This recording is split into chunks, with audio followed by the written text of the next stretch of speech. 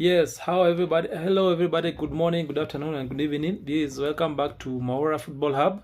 It's another great time to have another video, guys, to discuss what's happening in football. A lot actually has happened because we are actually in the last. Actually, it's only 7 days, less than 7 days remaining till we close the English Premier League. Actually, most leagues will go this week because the World Cup is soon starting, and in the English Premier League, we only have 2 games remaining. Most teams have played 37 games, and we only have Arsenal and Manchester City who have remaining to play the 37th game. And today we have Arsenal versus Burnley.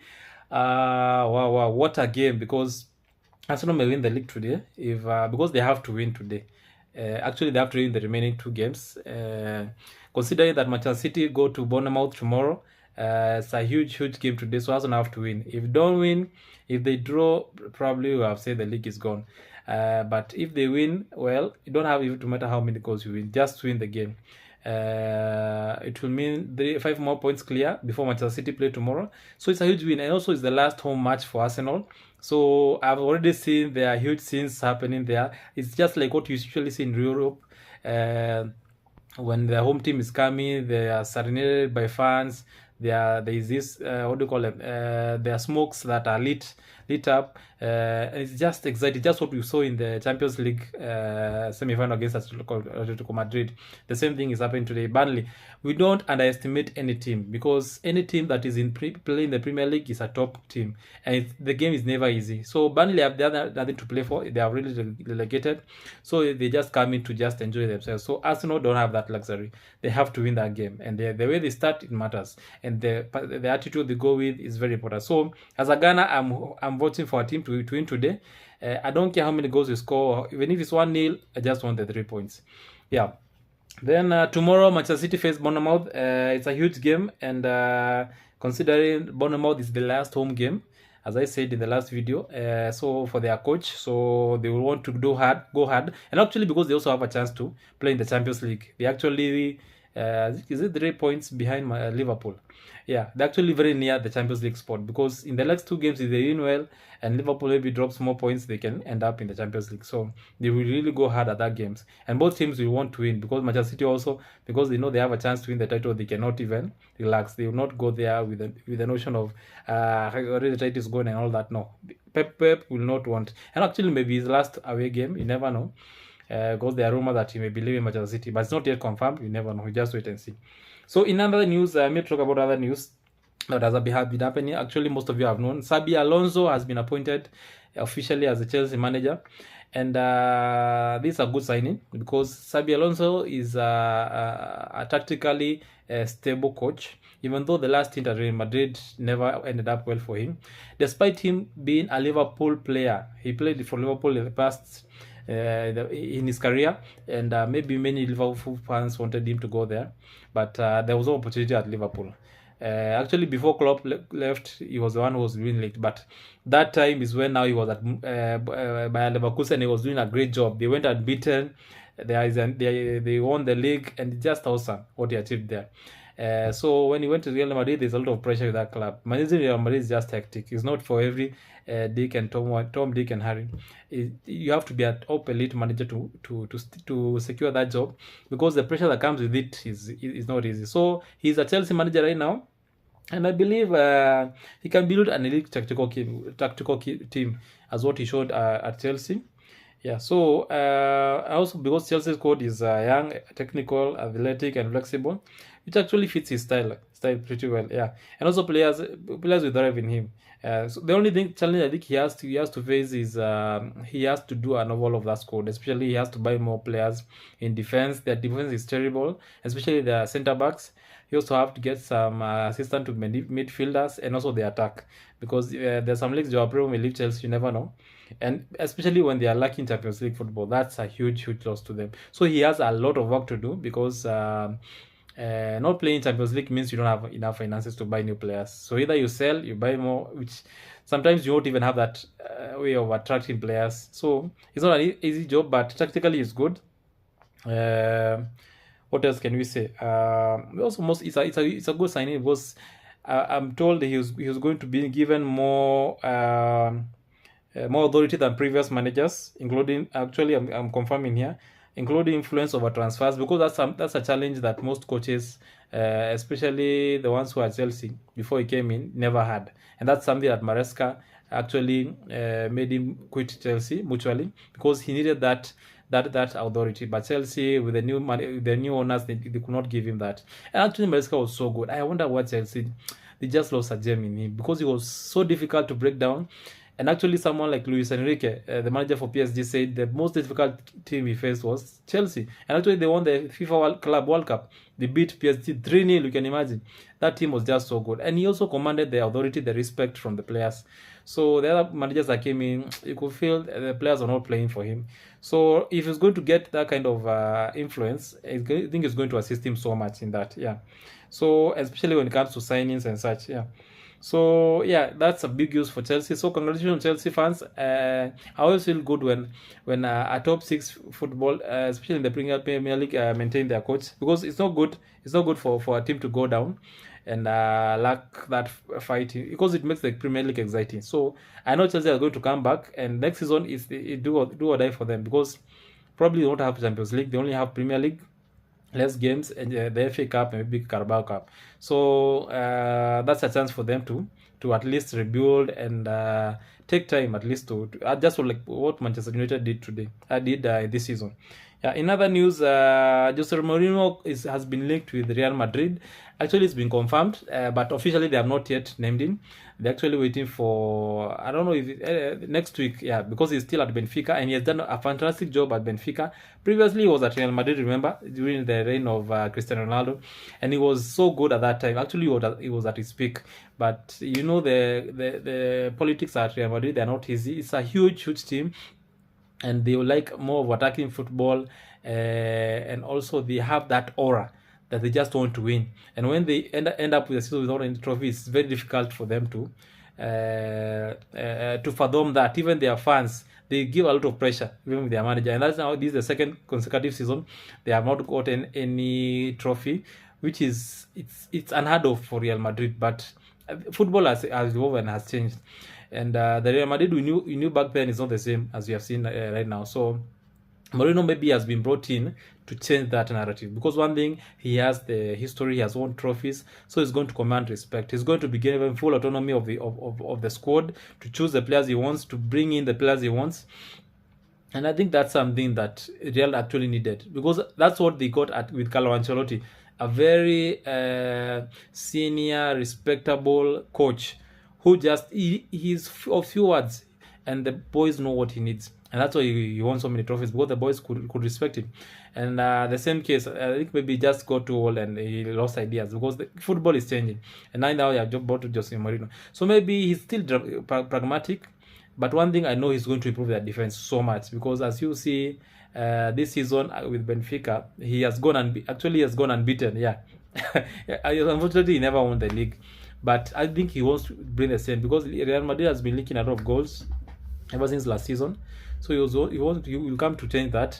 And now I think the challenge will be managing the likes of Mbappe and Vinicius. But I know, because he has that history, he has won these competitions, I don't think he's going to entertain all that. But still, he'll have the pressure, because he has to deliver something in next season, either the Copa del Rey, the La Liga title, or the Champions League. Even though I know they are still behind, because I know they have to make signings, but I think they have to go Barcelona way. They have to build up upon momentum first. Then probably the titles will come later on. So that's a huge. It's not being confirmed officially, but these are rumors. Actually, I've just seen Sky Sports report that he has signed a deal. He was to sign a deal with Benfica, but he told them, no, wait, it's too early for that. Because I think he knew what was happening. Yeah. In other news, as I said, titles is going to wire between Arsenal and Manchester City. Arsenal can win it today, but can only not today. Can win it tomorrow. But with them winning today, if Manchester City draw tomorrow, Arsenal win the league. So that's a interesting one. Then Tottenham still in relegation, but West Ham, they're just giving them a favor. They're still, Tottenham are 2 points ahead of West Ham, because they are 38 points, West Ham are 37 points. And yesterday, West Ham were just completely obliterated by Newcastle. I watched that game, and it was, Newcastle are just on another level. The coach actually has just found the balance, because ever since, what's the name? their striker left for Liverpool. I forgot his name. They had that challenge because Walter Made wasn't the natural finisher and sprint like forward that he needed. So actually they have bought Osula. Osula is so good. I don't know where they got him from. I'm going to research, but it's so good and actually is doing them a good favor because Newcastle are the explosive attacking football type, and they have got very good midfielders and defense. Yeah, they're also very stable. So West Ham yesterday they just completely shot themselves back on the foot, and the last 3 games they have lost. So I don't see them maybe getting themselves out of the relegation zone. Even though Tottenham they still have very hard games because they have got Chelsea and Aston Villa. No, not Aston Villa. They have got Chelsea. I'll confirm the other game. But they have got Chelsea, and Chelsea is a London rival. It's a derby, and I don't think it's going to be an easy game for them. The best they can do is get a draw, and they'll be 3 points ahead. So that will do them a favor. So it's a tough game for them. But I believe because they signed a very good coach. And he's going to get them. I think he's going to get them back to Premier League, and next season is going to do a lot of changes. And actually, because they have got some players back in Inter, like what's their midfielder's name? What's the name of this Tottenham midfielder? I've forgotten his name, but they have got a very good midfielder, and because he's back playing for them. I think that will assist them because they are likes of Kulezevsky. Is it Kulezevsky or Kulezevsky? Yeah, that's I think you know who I'm talking about. He has been injured a whole season, and actually it has been terrible. I think he just need to fire most of the medical team, because how can a player be out almost like the entire first 11? They're just out for entire season. Just horrible. So I think they're going to survive this. West Ham, unfortunately, I think they're going to go down. Yeah. Then Manchester United, we have Bruno Fernandes. Actually made history yesterday again, though he tied with the most number of assists in a season, 20, and he has a chance to go above that in the next game because they have one game remaining. If he gives an assist and they score, he'll be the record holder for most assists. Now, I will give credit to his due. Bruno Fernandes is just a fantastic player. He's just actually, I like the way he plays. He's a player who goes direct. He doesn't waste time. When he sees an opportunity, he just passes the ball, and he's so good. His passing accuracy is so good, and actually he has that connection with his players, with his colleagues. That is Buemo, Kunha, and actually makes them feel play better. And that's the good thing with a good number 10. Actually, it's just the natural number 10 how we want him to be. He's not the most strongest, the most fastest, but he takes his opportunities. And I think even his size assists him, because the pull of gravity or the force of gravity, he has a very short leash when he's trying to cross or shoot, unlike maybe a tall midfielder who an opponent will see when he's trying to shoot. For him, he has a very the distance when he shoots is very minimal, so he can make a very strong shot in a very minimal space, and that's why he's so good at passing. And I watched the game against Nottingham Forest. He was so good. He's just so good, and he deserves that actually. Yeah, give credit where it's good. And Manchester United, now they have let go of Casemiro. Is leaving. He'll not be next season, so they have a huge gap there because they have to fill that gap. I don't know which kind of player they have to get it there, but maybe they have to go for a Premier League player. Because if you go for someone outside England, before they adapt, it's going to be a lot of work. And Michael Carrick has a huge pressure now. Next season he has to deliver, because this season he brought them from the Tatars up to top 3 in Champions League. So next season the fans and everyone, they just expect them to compete at that level, and also maybe win something. But now the number of games will increase, so they have to get the right players for that. So yeah, it's a huge time for them. I'm happy for them to be there, though I know they could to be very troublesome. So let's wait and see. The other news is Pep Guardiola. Probably there are rumors this will be his last season. He has not yet confirmed that, so we wait and see whether after tomorrow's game whether he's going to announce. We never know, because he has already won 2 titles, so we never know what will happen. So yeah, actually has been so great.